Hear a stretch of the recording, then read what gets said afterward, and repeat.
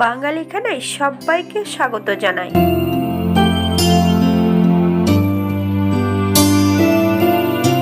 আপনারা তো অনেকভাবে চিকেন রান্না করে খেয়েছেন, একবার আমার মতন করে সহজ পদ্ধতিতে আপনিও শিখে নিতে পারবেন খুব সহজে। তবে আমি এখানে আজকে জল ছাড়া চিকেন সম্পূর্ণ হাতে মেখে পুরোনো দিনের মতন আজকে আমি এখানে চিকেন কিভাবে রান্না করলাম চলুন সেটা একবার দেখে নেওয়া যাক। আজকে আমি রান্না করব হাতে মাখা চিকেন। 800 গ্রাম চিকেন নিয়েছি।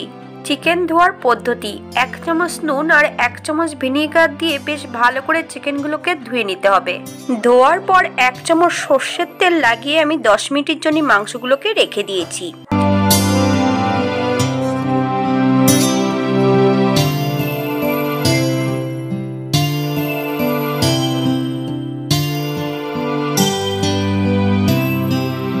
এই পর্যায়ে কিছু মশলা বানিয়ে নেব। এখানে আমি কুচিয়ে রেখেছি মিডিয়াম সাইজের 4টে পেঁয়াজ, মিডিয়াম সাইজের 1টা টমেটো। আপনারা যদি টমেটো পছন্দ করেন তাহলে পরিমাণে বাড়িয়ে দিতে পারেন। 4-5টা কাঁচা লঙ্কা, মিডিয়াম সাইজের 1টা রসুন বেশ একটু মিহি করে বেটে নিয়েছি।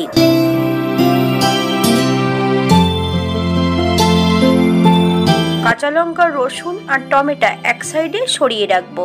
1 চামচ নুন দিয়ে পেঁয়াজগুলোকে বেশ ভালো করে চটকিয়ে নিতে হবে। পেঁয়াজ থেকে যতক্ষণ জল না বেরোবে ততক্ষণ পেঁয়াজটাকে বেশ ভালো করে চটকিয়ে নিতে হবে। ঠিক এমন ভাবে পেঁয়াজগুলোকে চটকিয়ে নিতে হবে।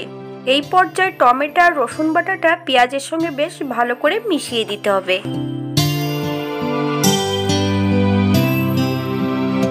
এই পর্যায়ে কিছু বাটা মশলা অ্যাড করতে হবে। 1 চামচ আদা বাটা, 1 চামচ জিরে বাটা, 1 চামচ ধনে, 1 চামচ লঙ্কা বাটা। আমি এখানে 1 চামচের বেশি লঙ্কা বাটা অ্যাড করেছি। আপনারা পছন্দ মতন লঙ্কাটা অ্যাড করবেন। 1 চামচ হলুদ গুঁড়ো। আপনারা এখানে কাশ্মীরি লঙ্কার গুঁড়োটাও অ্যাড করতে পারেন রঙের জন্য। বেশ কিছুটা সর্ষের তেল। আপনারা তেলটা পরিমাণ মতন অ্যাড করবেন। আমি এখানে সামান্য একটু চিনি অ্যাড করেছি।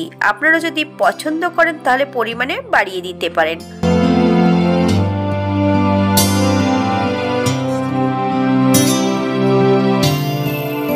এই পর্যায়ে আমি সম্পূর্ণ মশলাগুলোকে হাত দিয়ে বেশ মাখিয়ে নেব। আপনারা মশলা মাখানোর সময় হাতে গ্লাভস পরে নিতে পারেন।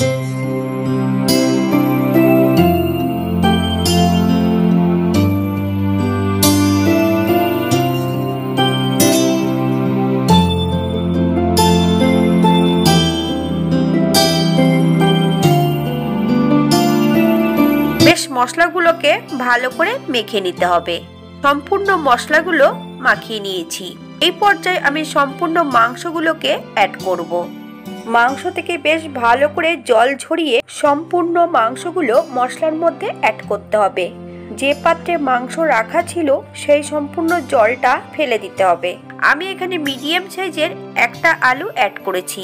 আপনারা যদি পছন্দ করেন তাহলে পরিমাণে বাড়িয়ে দিতে পারেন। ঠিক এমন ভাবে সম্পূর্ণ মাংসগুলো অ্যাড করতে হবে। এই পর্যায়ে মাংস এবং মশলার সঙ্গে বেশ ভালো করে মাখিয়ে নিতে হবে। মাংস এবং মশলা সমেত বেশ ভালো করে মাখিয়ে নিয়েছি। এই পর্যায়ে আমি 4টে কাঁচা লঙ্কা অ্যাড করব। আপনারা যদি পছন্দ করেন তাহলে পরিমাণে বাড়িয়ে দিতে পারেন। ম্যারিনেট করা মাংসগুলোকে 10 মিনিটের জন্য রেস্টে রেখে দেব। আপনাদের হাতে যদি সময় থাকে তাহলে বেশি সময় রাখতে পারেন। একটা কড়াইতে 2 থেকে 3 চামচের মতন সাদা তেল অ্যাড করেছি। ফোড়নে রেখেছি 1টা কালো এলাচ আর 1টা তেজপাতা মাঝ বরাবর ছিঁড়ে অ্যাড করেছি। ফোড়ন থেকে সুগন্ধ বেরোলে মশলা সমেত মাংসগুলোকে অ্যাড করতে হবে।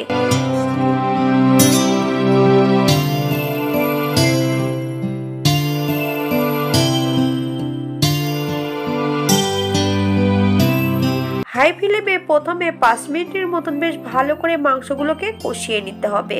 আমি এই পর্যায়ে কোনো টক দই অ্যাড করিনি। আপনারা যদি পছন্দ করেন তাহলে অ্যাড করতে পারেন। 4 থেকে 5 বার মাংসগুলোকে ঢাকা দিয়ে দিয়ে রান্না করে নিতে হবে।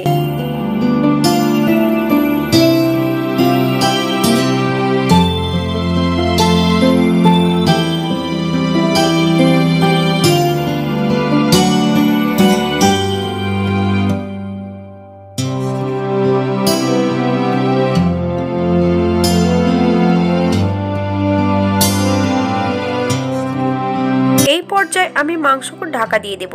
মাংস ঢাকা দেওয়ার পর ঢাকা খুলে মাঝে মাঝে একটু নেড়ে দিতে হবে যাতে নিচটাতে লেগে না যায়। আর ঢাকার উপরে যদি কোনো ছিদ্র থাকে তাহলে ছিদ্রটাকে বন্ধ করে দিতে হবে। আমি ঢাকা খুলে আবারও একটু নেড়ে চেড়ে নেব। আমি রান্নাটি করছি মিডিয়াম আঁচে।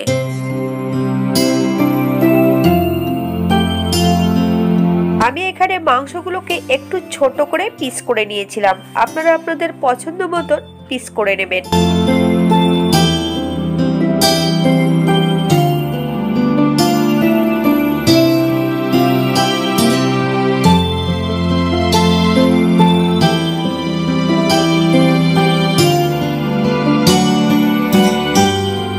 মিনিট পর এই পর্যায়ে আরো একটু আমি নেড়ে চেড়ে নেব। মাংস এবং আলুগুলো সেদ্ধ হয়েছে কিনা একবার চেক করে নিতে হবে। আমি এই পর্যায়ে কোনো নুন অ্যাড করব না, আপনাদের প্রয়োজন মতন নুনটা অ্যাড করবেন।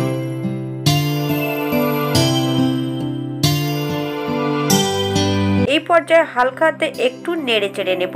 হাফ চামচ গরম মশলা বাটা অ্যাড করেছি, আপনারা আপনাদের পছন্দ মতন গরম মশলাটা অ্যাড করবেন। বেশ আরেকটু নেড়ে চেড়ে মিশিয়ে দিতে হবে।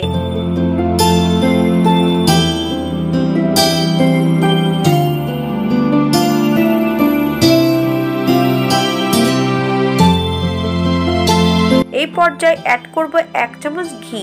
আপনারা যদি পছন্দ করেন তাহলে পরিমাণে বাড়িয়ে দিতে পারেন। আমি 5 মিনিটের জন্য স্ট্যান্ডিং টাইম দেব, তারপর সার্ভ করব।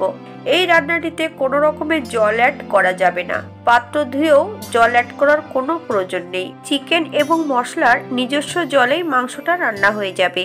এটা দেখতে যেমন ভারী সুন্দর হয়েছে, এটা গরম ভাতে, রুটি, পরোটা সবকিছুর সঙ্গে অসম্ভব ভালো লাগবে। আপনারা বাড়িতে একই পদ্ধতিতে একবার বানিয়ে নিন।